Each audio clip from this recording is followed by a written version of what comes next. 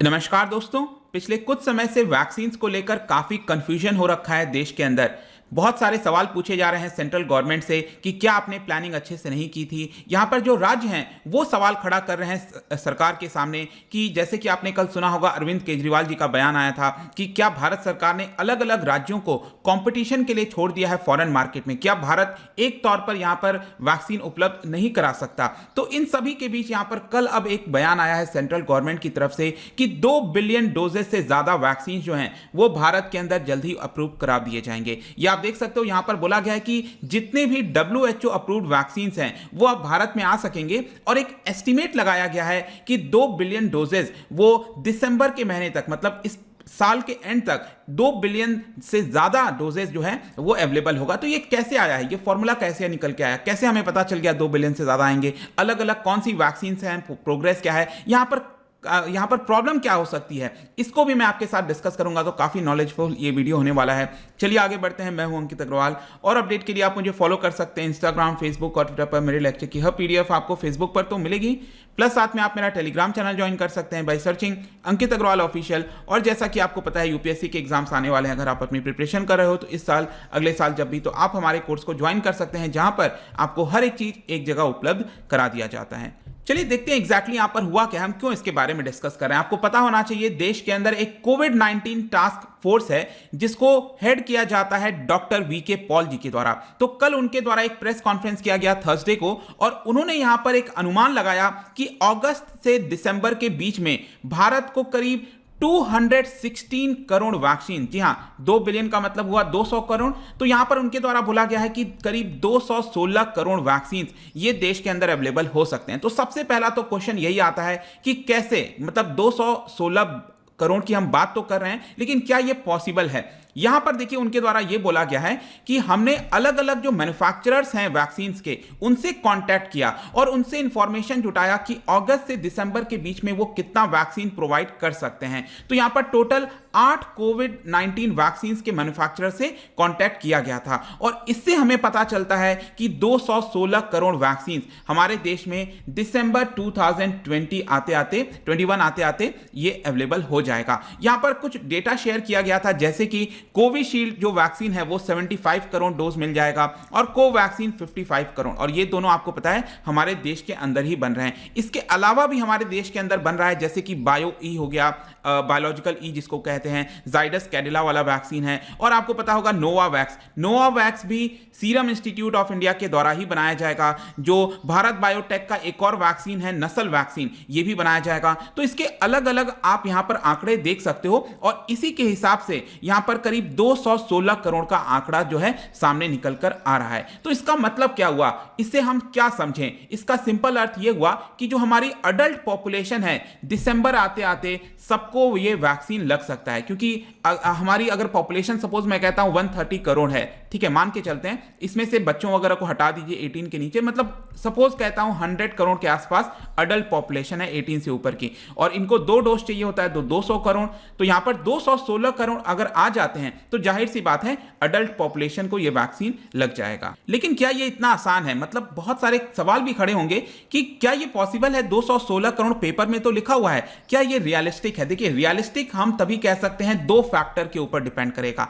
कौन से 2 फैक्टर हैं, एक तो है आपका ramping up of the vaccine manufacturing. Ramping up का मतलब है कि देखिए जिस वैक्सीन को ऑलरेडी अप्रूवल मिल चुका है, जैसे कि कोविशील्ड, कोवैक्सीन, इन दोनों को अप्रूवल मिल चुका है हमारे देश के अंदर, तो इनकी जो कैपेसिटी है मैन्युफैक्चरिंग की, क्या ये बढ़ पाती है कि नहीं। अगर ये बढ़ पाती है, एक तो ये फैक्टर होगा। दूसरा, यहां पर बाकी के जो वैक्सीन हैं वो अलग अलग स्टेजेस में चल रहे हैं, कोई फेज 3 का ट्रायल से चल रहा है, कोई फेज 1 और 2 का क्लिनिकल ट्रायल चल रहा है, बहुत सारी चीजें हैं। अगर ये सारी चीजें सक्सेसफुल हो जाती हैं, अकॉर्डिंग टू प्लान हो जाता है, तब तो हम ये 200 करोड़ से ज्यादा का आंकड़ा छू पाएंगे। लेकिन अगर इसमें कोई भी दिक्कत आई तो ये अचीव नहीं हो पाएगा। तो यहां पर अलग अलग स्टेजेस क्या है, प्रॉब्लम क्या है, इसको भी जल्दी से जान लेते हैं। जैसे कोविशील्ड हो गया, कोविशील्ड अगर आप देखोगे तो सेंट्रल गवर्नमेंट की तरफ से 27 करोड़ से ज्यादा के ऑर्डर ऑलरेडी दिए जा चुके हैं और उसमें से 16 करोड़ वैक्सीन जो है, 16 करोड़ डोजेज, ये मई और जुलाई तक यहां पर अवेलेबल कराया जाएगा।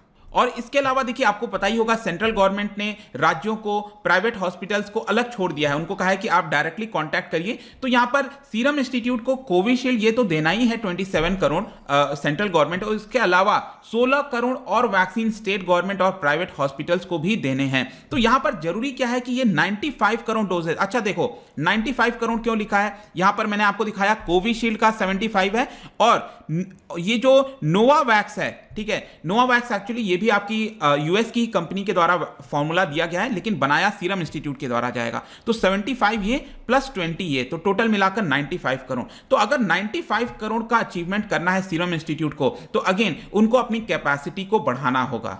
नेक्स्ट हम बात कर लेते हैं भारत बायोटेक के बारे में, इनका क्या चल रहा है। देखिए भारत बायोटेक का जो कोवैक्सीन है ये 55 करोड़ यहां पर दिया जाएगा, 55 करोड़ ये हो गया, और इनका एक नस्ल मतलब नोज के माध्यम से जो आपका लिक्विड है, वैक्सीन है, वो आपका दिया जाएगा। तो इसका करीब 10 करोड़ डोज की बात कही जा रही है। तो अभी तक अगर आप देखोगे तो सेंट्रल गवर्नमेंट ने 8 करोड़ का ऑर्डर दिया हुआ है कोवैक्सीन के लिए, जिसमें से 5 करोड़ अभी मिलना बाकी है। इसके अलावा स्टेट गवर्नमेंट, प्राइवेट हॉस्पिटल्स को भी सर्व करना है। तो यहां पर ये टोटल मिलाकर जो 65 करोड़ की वैक्सीन बनानी है, इनको भी अपनी कैपेसिटी इंक्रीज करनी पड़ेगी। लेकिन इसके साथ साथ मैं आपको बता दूं, ये जो इंट्रानसल वैक्सीन है, ये जो भारत बायोटेक का, ये अभी फेज 1 और 2 क्लिनिकल ट्रायल्स में है। इसलिए मैं कह रहा हूं कि यहां पर जरूरी नहीं है कि हमने जो टारगेट रखा है 200 करोड़ से ज्यादा मिल जाएगा। अगर by chance suppose clinical trial में कुछ प्रॉब्लम हो गया, दिक्कत आ गई, तो यहां पर डाउट्स है, राइट। और इसके अलावा यह भी डिपेंड करेगा कि कोवैक्सीन का जो मैन्युफैक्चरिंग दिया जा रहा है पब्लिक सेक्टर अंडरटेकिंग्स को। यहां पर देखिए सरकार क्या कर रही है कि भारत बायोटेक ये जो वैक्सीन बना रही है कोवैक्सीन, इसको अलग अलग मैन्युफैक्चरर्स को भी दे रही है जो बना सकते हैं। जैसे कि आप ये न्यूज देख सकते हो, यूपी के अंदर जो बुलंदशहर का प्लांट है, Bharat immunological and biological corporation limited, ये पीएसयू है, इसको यहां पर अब दिया जा रहा है, जो कि हर महीने करीब 2 करोड़ वैक्सीन बना सकती है, ऐसा बताया गया है। तो लेट्स सी कि क्या ये हो पाता है कि नहीं। अगर ये सारी चीजें हो जाती हैं और भी मार्केट में अगर लोग मैन्युफैक्चरिंग स्टार्ट कर देते हैं, तब तो ये पॉसिबल हो पाएगा। अगला है यहां पर बायोलॉजिकल ई। मैं आपको बता दूं, ये भी हमारी इंडिजीनियस वैक्सीन है, भारत के द्वारा ही इसको बनाया जा रहा है, लेकिन ये भी अभी आपका ट्रायल पीरियड में चल रहा है। फेज 3 का ट्रायल मतलब ऑलमोस्ट लास्ट स्टेज में चल रहा है, और बताया गया है कि बहुत ही जल्द इनके द्वारा प्रोडक्शन स्टार्ट कर दिया जाएगा। और इसमें 30 करोड़ की वैक्सीन है, आप देख सकते हो यहां पर बायो ई। और इसका वैक्सीन का नाम आप ध्यान रखिएगा, ये वैक्सीन का नाम है बायोलॉजिकल ई सब यूनिट वैक्सीन। ये जो कंपनी है इसका नाम है बायोलॉजिकल ई, और ये वैक्सीन का पूरा नाम यहां पर दिया हुआ है। तो यहां पर वीके पॉल से पूछा गया कि क्या आपको लगता है ये पॉसिबल है। देखिए उनका कहना था ऑप्टिमिस्टिक हमें रहना पड़ेगा। रिस्क की जहां तक बात है तो बिल्कुल रिस्क तो है, लेकिन हमें कहीं ना कहीं ऑप्टिमिस्टिक रहना पड़ेगा और सोचना पड़ेगा कि क्लिनिकल ट्रायल में कोई दिक्कत ना हो, तो डेफिनेटली यहां पर इसको अप्रूवल मिल जाएगी। इसके अलावा बाकी के 1-2 वैक्सीन है, जल्दी से मैं बता देता हूं। जैसे जाइडस कैडिला, ये भी भारत के द्वारा बनाया जा रहा है, अहमदाबाद की कंपनी है, उनके द्वारा जाइकोविर डी, ठीक है, ये वाला वैक्सीन बनाया जा रहा है। देखिए 3 जनवरी को इन्होंने स्टार्ट कर दिया था फेज 3 क्लिनिकल ट्रायल, लेकिन अभी तक इनके द्वारा करीब 4 महीने हो चुके हैं, कोई भी डेटा सबमिट नहीं किया गया है। तो देखना होगा कि क्या ये कर पाते हैं कि नहीं। स्पुतनिक की जहां तक बात है, देखिए बहुत कम क्वांटिटी में वैक्सीन आया है, और अगले वीक से बताया जा रहा है कि हो सकता है कि ये भी लगाना स्टार्ट कर दिया जाएगा। बट आई होप कि इसको ओवरऑल मुद्दे को आप समझ गए होंगे